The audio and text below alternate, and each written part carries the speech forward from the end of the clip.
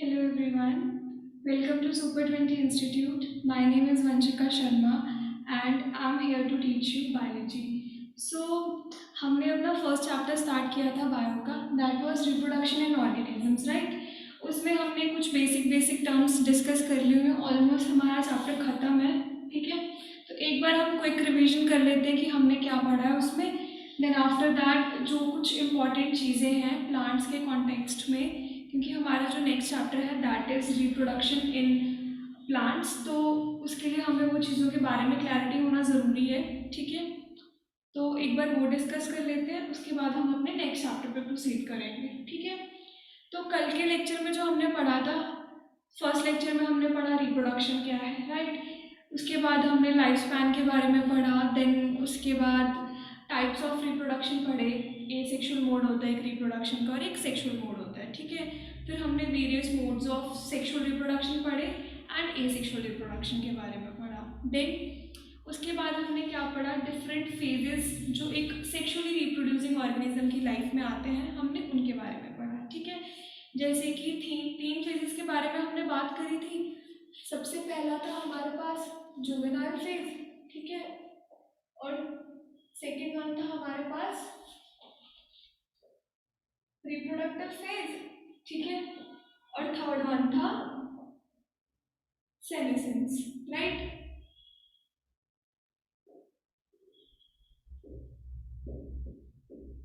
अब जब हम रिप्रोडक्टिव फेज की बात करते हैं तो जो भी फीमेल सेक्सुअली रिप्रोड्यूस कर रही है, ठीक है, तो जो सेक्सुअली रिप्रोड्यूसिंग फीमेल्स होती है ना, उनमें दो तरह के साइकिल चलते हैं, ठीक है। एक को हम बोलते हैं ईस्ट्रस साइकिल और एक को हम बोलते हैं मेंस्ट्रुअल साइकिल, ठीक है।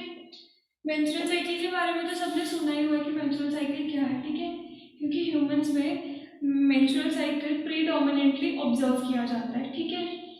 तो दोनों में मेजर डिफरेंस क्या है, जो ईस्टर साइकिल है ना, इसमें दो फेजेस होते हैं। सबसे पहला होता है ईस्ट्रस एंड एनिस्ट्रस, और इसमें तीन फेजेस होते हैं, ठीक है। मेंस्ट्रुअल साइकिल को हम आगे जाके ह्यूमन रिप्रोडक्शन में बिल्कुल डीप में डील करने वाले हैं, ठीक है। बस आपको यहाँ पे मेजर पता होना चाहिए कि दोनों क्या होते हैं, राइट। तो ईस्टर साइकिल किस किस में होता है, हम एग्जाम्पल देखिए इसकी, तो काऊ में, शीप में, कैट में, डॉग में, एक्सेट्रा, ठीक है। ऑन द अदर हैंड जो हमारा मेंस्ट्रुअल साइकिल है ये किस में होता है, ये हमारा ह्यूमंस में, एप्स में एंड प्राइमेट्स, ठीक है। तो अब हम समझते हैं कि बेसिकली मेंस्ट्रुअल साइकिल और ईस्टर साइकिल में होता क्या है, ठीक है। ईस्टर साइकिल के केस में क्या होता है कि जब एक ओवम मैच्योर हो रहा होता है, ठीक है, तो जब एक ओवम मैच्योर हो रहा होता है तो ईस्टर साइकिल का जो ईस्टर्स पीरियड है ना, इसको हम क्या बोलते हैं, हीट पीरियड, ठीक है। क्यों बोलते हैं हीट पीरियड, क्योंकि ये बहुत कम टाइम के लिए ही उस ऑर्गेनिज्म के अंदर रहता है, ठीक है। उस ईस्टर साइकिल के टाइम पे ही जब वो हीट पीरियड होगा तभी फीमेल विलिंग होगी कॉपुलेट करने के लिए, ठीक है। उस टाइम पे उनमें जो अर्ज होती है कॉपुलेट करने की वो इरेजिस्टिबल होती है, ठीक है।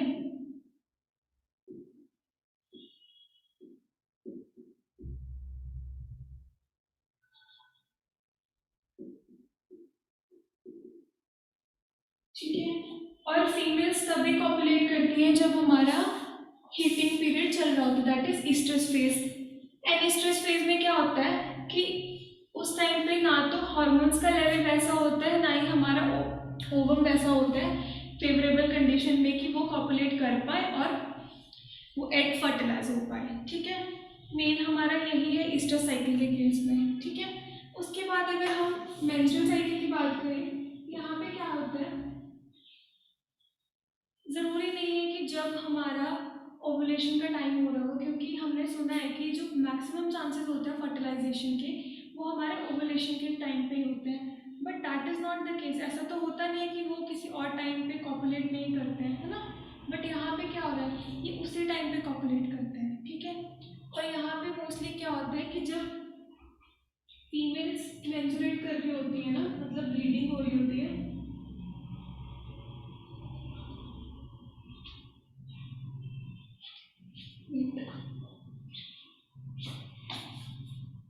क्या होता है कि जब फीमेल्स मेंस्ट्रुएट करती होती हैं तो वो अलाउ नहीं करती कॉपुलेशन को, ठीक है। बिल्कुल ऑपोजिट है ना ईस्टर साइकिल के।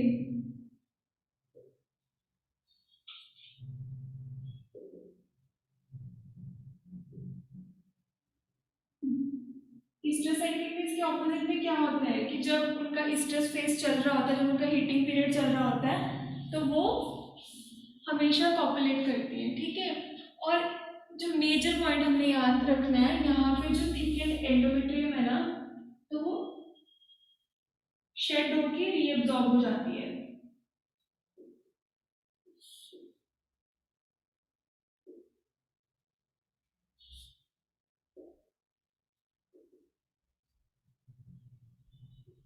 बट उसके केस में क्या होता है कि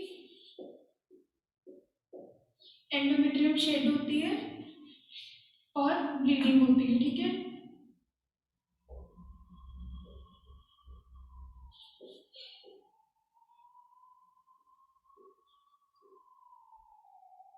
ये हमारे मेजर डिफरेंसेस हैं जो है ईस्टर साइकिल और मेंस्ट्रुअल साइकिल के बीच में। यहाँ तक किसी को डाउट हो तो प्लीज लेट मी नो, फिर हम आगे प्रोसीड करते हैं, ठीक है। अब हमें समझ में आ गया कि ईस्टर साइकिल क्या है और हमारा मेंस्ट्रुअल साइकिल क्या है। उसके बाद में हमने मेन चीज पढ़नी है, क्योंकि हमने आगे जाके सेक्सुअल रिप्रोडक्शन पढ़नी है इन केस ऑफ प्लांट्स, तो हमें ना कुछ टर्म्स के बारे में क्लैरिटी होनी चाहिए। हमने उनके बारे में सुना तो बहुत टाइम से हुआ है ना, सुनते आ रहे हैं, 11th स्टैंडर्ड में भी हमने पढ़ा था, बट हमेशा हमारे साथ नहीं क्या होता, हम कंफ्यूज हो जाते हैं उन टर्म्स को लेके। तो एक बार डिस्कस कर लेते हैं उन टर्म्स का बेसिकली मतलब क्या है, ठीक है, फिर हम आगे प्रोसीड करेंगे। सबने सुना ही होगा मोनोशियस डायोशियस, है ना, सुना है ना सबने। क्या डिफरेंस होता है दोनों में, कोई बताएगा मुझे मोनोशियस और डायोशियस में क्या डिफरेंस होता है।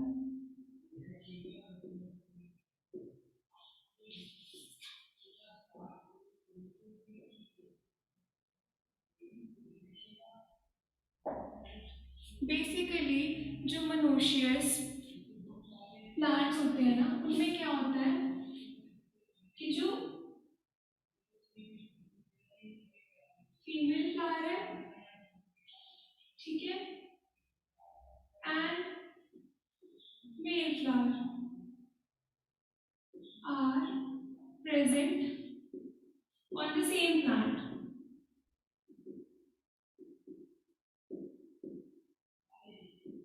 क्या समझाने की कोशिश कर रही हूँ मैं कि जो फीमेल फ्लावर है और मेल फ्लावर है दोनों सेम प्लांट पे ही प्रेजेंट होते हैं, ठीक है। बट इसके केस में क्या होता है, डायोसिस के केस में male and female flowers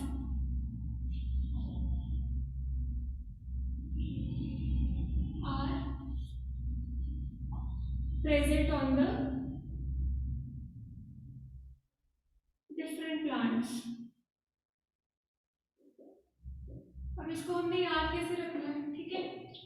monoecious मतलब, वैसे तो मोनो का मतलब सिंगल होता है ना, तो हमने याद रखना है कि मोनोशियस मीन्स मोनो, एक मतलब सिंगल प्लांट पे दोनों फ्लावर प्रेजेंट है, मेल फ्लावर भी प्रेजेंट है और फीमेल फ्लावर भी प्रेजेंट है, ठीक है। और डायोशियस के केस में क्या होता है, डी से डायोशियस और डी से ही डिफरेंट। तो कैसे हम याद रखेंगे कि जो डायोशियस के केस में क्या है कि जो फ्लावर्स हैं, मतलब मेल फ्लावर और फीमेल फ्लावर दोनों डिफरेंट प्लांट्स में प्रेजेंट है, ठीक है, हमने ऐसे याद रखना है, डी से डायोशियस और डी से डिफरेंट, ठीक है, ऐसे करके आप याद रिलेट करोगे तो आपको याद रखने में आसानी होगी, ठीक है। अब यहाँ पर हम इनकी एग्जाम्पल्स की बात कर लेते हैं। सबसे पहले एग्जाम्पल अगर हम मोनोशियस की देखें तो यहाँ पे आएगा हमारा कॉर्न प्लांट, ठीक है। और अगर हम डायोशियस की बात देखें तो यहाँ पे हम एग्जाम्पल लेंगे पपाया की, राइट। अब हमें मोनोशियस डायोशियस तो क्लियर हो गया। इसके बाद जो हमने नेक्स्ट टर्म्स पढ़नी है वो है हमारी unisexual flower and bisexual flower, है ना। सबने सुना होगा इसके बारे में तो, बट फिर अगेन हम कंफ्यूज हो जाते हैं। हमने बिल्कुल कंफ्यूजन नहीं रखनी है क्योंकि ये टर्म्स पूरी बायो में चल रही है, इसीलिए इनको जितना हो सके तुम बेसिक्स अच्छे से क्लियर करो तो ये तुम्हारे लाइफ लॉन्ग काम आने वाले हैं, ठीक है।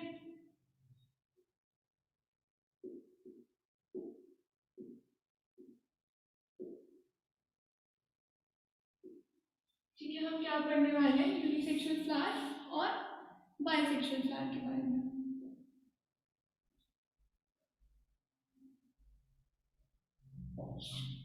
ये थोड़ा डिफरेंट होते हैं। यूनिसेक्सुअल फ्लावर के केस में क्या होता है कि जो हमारा फ्लावर है ना उसमें सिंगल सेक्स ही प्रेजेंट होता है, ठीक है।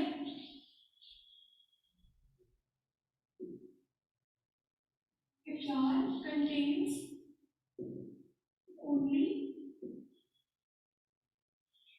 सिंगल रिप्रोडक्टिव स्ट्रक्चर, ठीक है। वो रिप्रोडक्टिव स्ट्रक्चर कोई भी हो सकता है, मेल रिप्रोडक्टिव स्ट्रक्चर भी हो सकता है और फीमेल रिप्रोडक्टिव स्ट्रक्चर भी हो सकता है, ठीक है।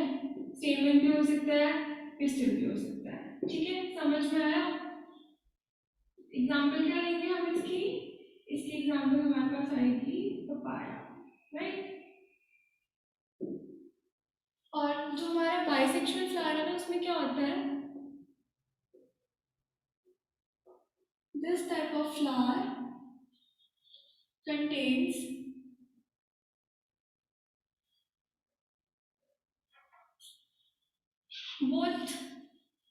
both the reproductive structures, ठीक है।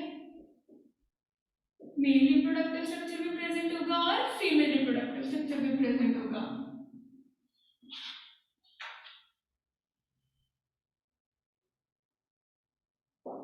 इसके अगर हम एग्जाम्पल की बात करें तो क्या आएगा हमारा हिबिस्कस, जिसको हम कॉमनली क्या बोलते हैं, चाइना रोज भी बोलते हैं, राइट।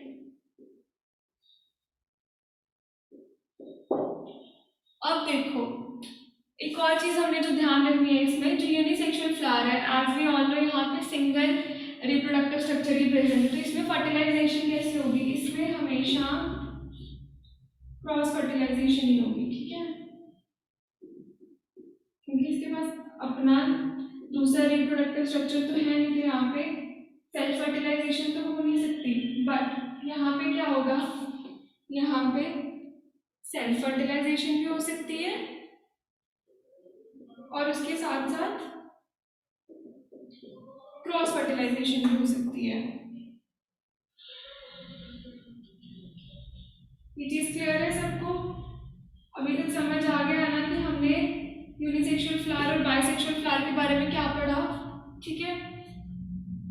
अब इसके बाद हम लोगों ने जो नेक्स्ट टर्म से डील करना है, हमने यूनिसेक्सुअल और बाइसेक्सुअल एनिमल्स के बारे में भी पढ़ा होगा, राइट। तो हम इनको कैसे समझेंगे,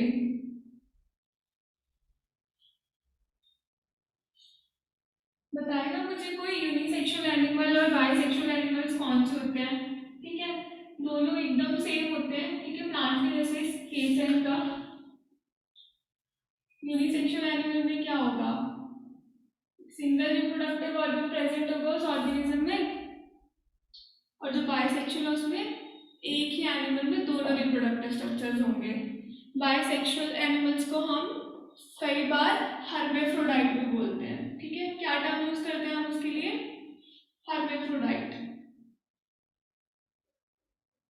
राइट। और अगर हम इसकी एग्जाम्पल के बारे में देखें तो हम इसकी क्लास एग्जाम्पल देखते हैं अर्थवर्म की, ठीक है।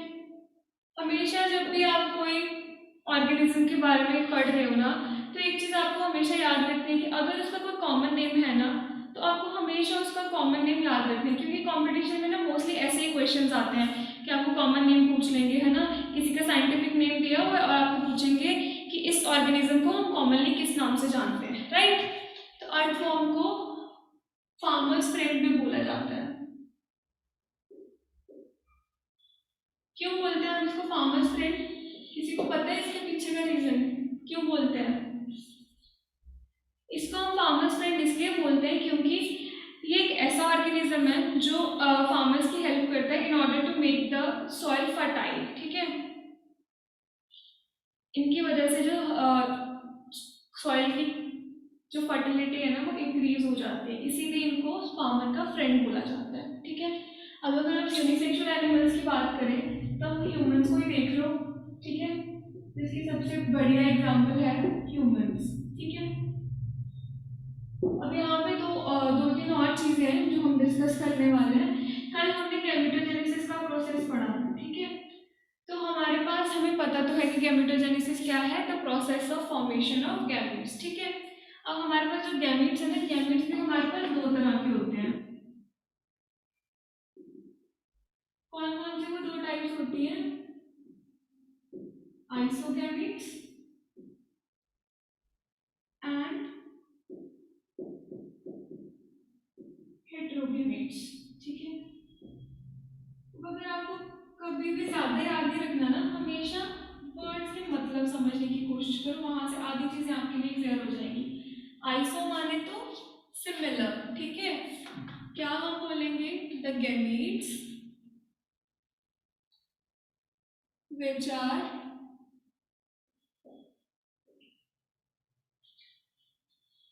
genetically similar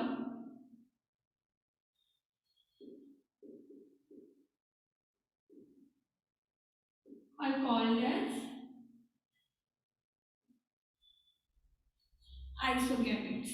क्यों बोलते हैं हम इनको आइसोगैमेट्स? क्योंकि ये जो गैमेट्स बनते हैं, मतलब मेल और फीमेल गैमेट अगर दोनों ही जेनेटिकली, मैंने यहाँ पे गलत लिख दिया, मॉर्फोलॉजिकली बोलेंगे हम लोग।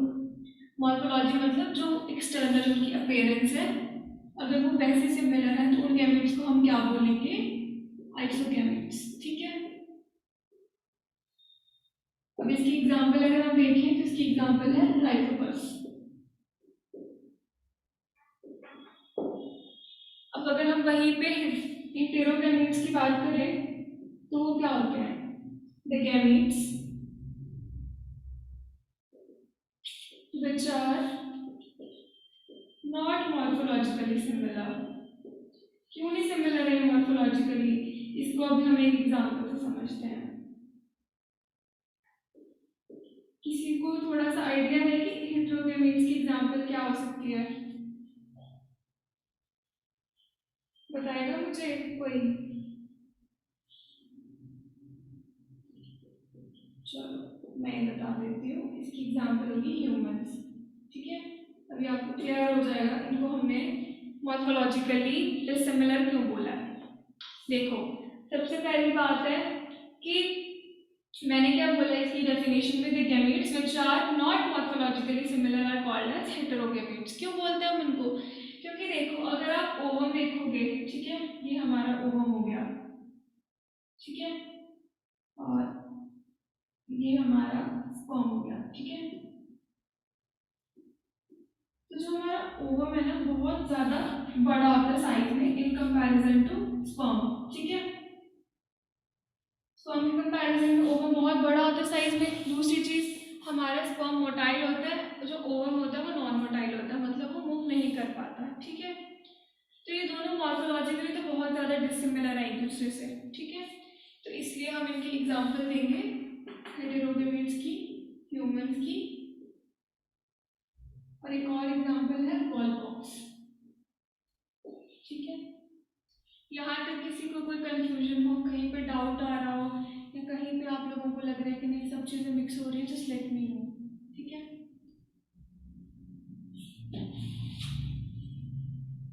चलो फिर, अगर यहाँ तक क्लियर है तो फिर हम आगे कंटिन्यू करते हैं फर्दर।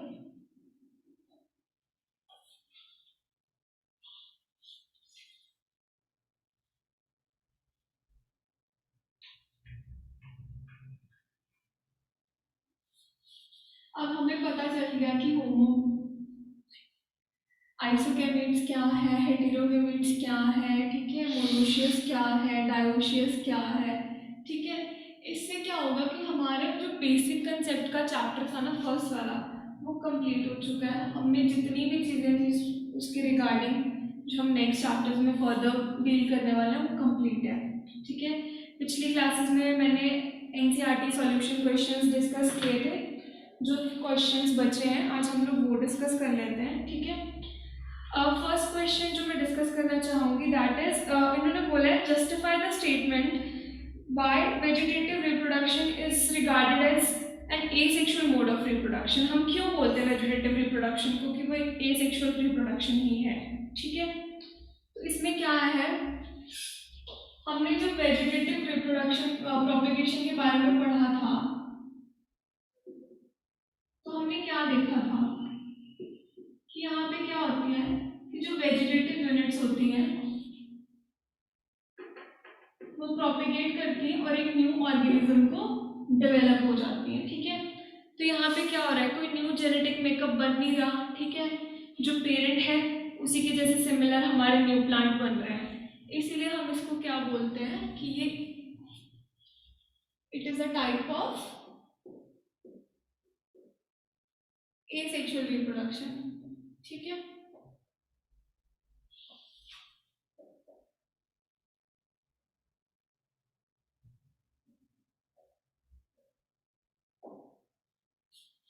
ठीक है, अब हम वेजिटेटिव क्रॉप एक बार पढ़ ही रहे हैं तो रिवाइज कर लेते हैं कि वेजिटेटिव प्रोपेगेशन में हमने कौन कौन से वेजिटेटिव यूनिट्स के बारे में पढ़ा था, ठीक है। कौन कौन से पढ़ा था प्लीज मेरे साथ रिपीट कीजिए। सबसे पहले हमने पढ़ा था ट्यूबर के बारे में, है ना। सबसे बढ़िया एग्जाम्पल आजकल तो नवरात्रे चल रहे हैं, सब भर भर के खा रहे हैं वो। बताएगा मुझे कोई, मैं आप लोगों को हिंट देती हूँ ताकि आप लोगों को पता चले। Yes, potato. नेक्स्ट हमने पढ़ा था ट्यूबर के बारे में, बल्ब के बारे में, ठीक है। बल्ब की एग्जाम्पल क्या है हमारे पास, अनियन। देन हमने राइजोम के बारे में पढ़ा था, इसकी एग्जाम्पल हमने पढ़ी थी बनाना, जिंजर, टर्मरिक। अगर आपने इनको रियलिटी में देखा हुआ है जिंजर और टर्मरिक को, तो आप लोगों को पता चल जाएगा कि जो राइजोम है वो बेसिकली कैसा दिखता होगा, ठीक है। ऑप्शन पढ़ा था हमने इसमें।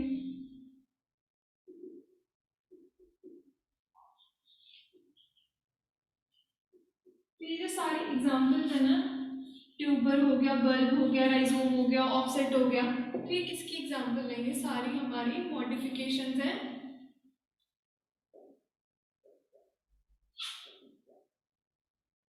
स्टेम की, राइट। कोई डाउट हो किसी को इसमें? फाइन, अब हम आगे प्रोसीड करते हैं, ठीक है।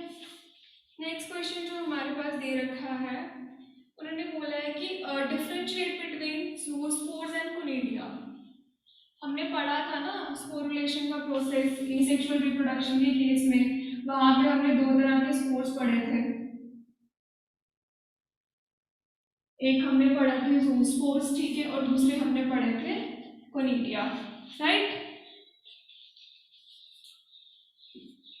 तो हमें इनमें डिफरेंशिएट करना है, कोनिडिया क्या होते हैं और जूस्पोर्स क्या होते हैं, ठीक है। सबसे पहले तो हमारे पास आएगा जो हमारे कोनिडिया है ना, ये नॉन मोटाइल होते हैं, और जो जूस्पोर्स होते हैं on the other hand they are motile. Motile माने तो इनके पास मूवमेंट के लिए सर्टेन ऑर्गेनेली प्रेजेंट होते हैं जो इनको हेल्प करते हैं मूव करने के लिए, ठीक है। और दे डेवलप इनसाइड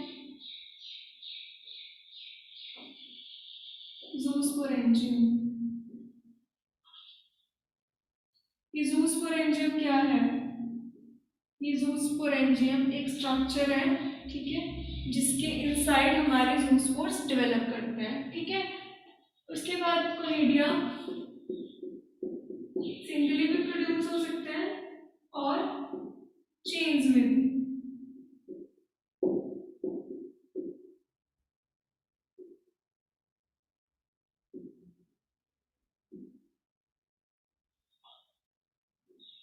ठीक है, अगर हम इनके एग्जाम्पल्स की बात करें तो जो हमारा कोलिडिया है इसकी सबसे बड़ी एग्जाम्पल है हमारे पास पेनिसिलियम, ठीक है।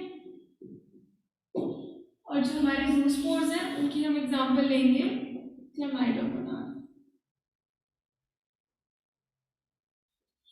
And Ulothrix. यहाँ तक किसी को डाउट हो कुछ? हमने डिस्कस कर लिया कि कोलिडिया और ज़ूस्पोर्स क्या है, ठीक है। उसके बाद उन्होंने हमें ना एक क्वेश्चन पूछा है कि जो हमारा टोमेटो का प्लांट है और हमारा रोज प्लांट है, ठीक है, दोनों ही वाइब्रेट फ्लावर्स वाले प्लांट है, बट क्या रीजन है कि जो हमारा रोज प्लांट है वो फ्लावर प्रोड्यूस नहीं करता है? किसी के दिमाग में कुछ आ रहा है क्यों नहीं करता होगा?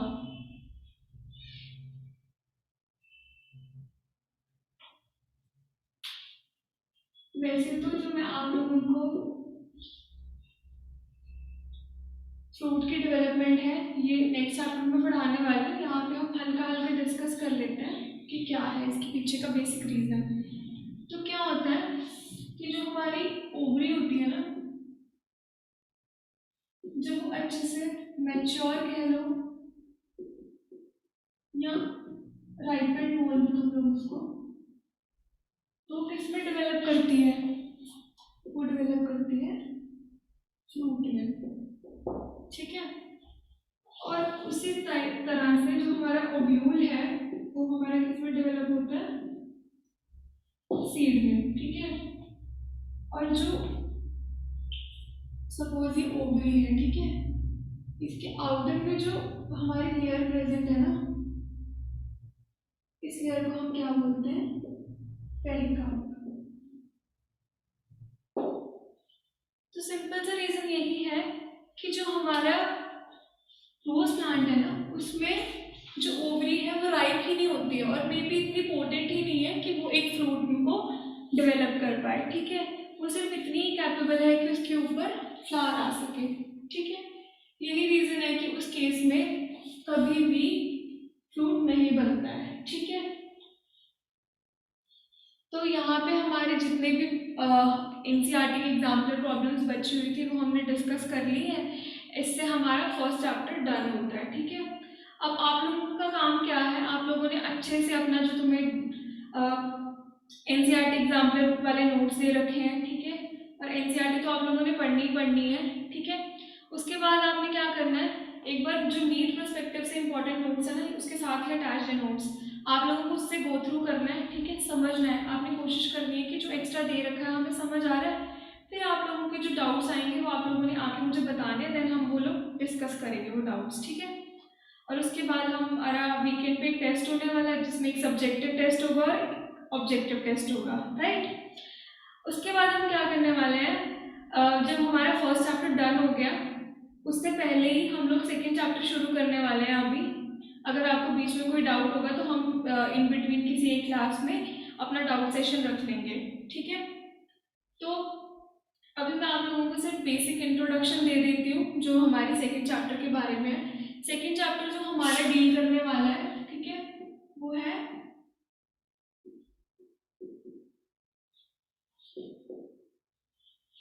सेक्सुअल रिप्रोडक्शन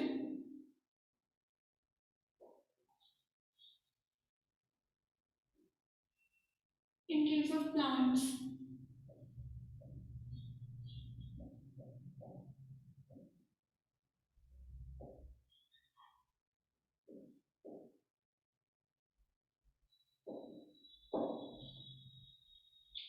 तो देखो इसमें ना हम सबसे पहले थोड़ा सा बेसिक्स याद कर लेते हैं। जो हमारे हम एल्गी को भी प्लांट्स में कंसिडर करते हैं। जो हमारा एवोल्यूशन है ना प्लांट्स का, तो वो कहाँ से स्टार्ट होता है? लोअर प्लांट आते हैं सबसे पहले एल्गी, फिर हमारे पास आएंगे ब्रायोफाइट्स, राइट। फिर ब्रायोफाइट्स के बाद हमारे पास आएंगे टेरिडोफाइट्स,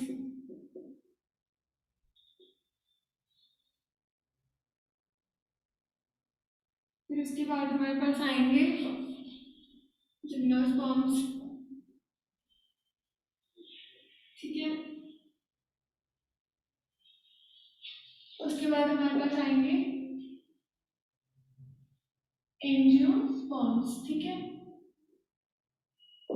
ये हमारे बेसिक कैटेगरीज हैं डिफरेंट टाइप ऑफ प्लांट्स की, ठीक है। जैसे जैसे हम एल्गी से ब्रायोफाइट्स पे जा रहे हैं, ब्रायोफाइट्स हम टेरिडोफाइट्स पे जा रहे हैं, टेरिडोफाइट्स हम जिम्नोस्पर्म्स पे जा रहे हैं, जिम्नोस्पर्म्स से हम एंजियोस्पर्म्स पे जा रहे हैं, तो क्या हो रहा है? इनमें एवोल्यूशन हो रहा है। ये लोग अपने जो मोड ऑफ रिप्रोडक्शन को इम्प्रूव कर रहे हैं ताकि वो चेंजिंग एनवायरमेंटल कंडीशंस में सर्वाइव कर पाए। इट मीन्स उनमें उनके प्रोसेस में कॉम्प्लेक्सिटी आ रही है, ठीक है। वो लोग सिंपल नहीं रहा है क्योंकि उनको अपने आप को ऐसे प्रिपेयर करना है ताकि कैसे भी एनवायरमेंटल कंडीशन हो, they will be able to survive in that particular condition, right. तो हम देखते हैं इनके कॉमन नेम्स के बारे में, ठीक है। ब्रायोफाइट्स को हम क्या बोलते हैं? एक और नाम से जानते हैं ब्रायोफाइट्स को हम। ब्रायोफाइट्स को हम amphibians of the plant kingdom भी बोलते हैं। क्यों बोलते हैं? इनको क्यों बोला जाता है amphibians of the plant kingdom? क्योंकि इनका हैबिटेट एक्वेटिक भी है और टेरेस्ट्रियल भी है, ठीक है। ये लैंड में भी रहते हैं और ये पानी के अंदर भी रहते हैं, ठीक है। और जो हमारे एंजियोस्पर्म्स हैं इनको हम फ्लावरिंग प्लांट्स भी बोलते हैं। क्यों? क्योंकि ये ऐसे प्लांट्स हैं जो फ्लावर बियर करते हैं, ठीक है।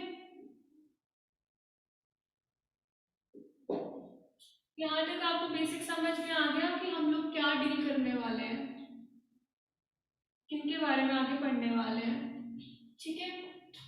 उसके बाद आपने एक छोटा सा काम करना है। कलर की नोटबुक में ना एक सिंपल फ्लावर का स्ट्रक्चर बना के आना है जिसमें तुम्हारे अच्छे से स्टेमेंस पेटल्स विजिबल हो, ठीक है।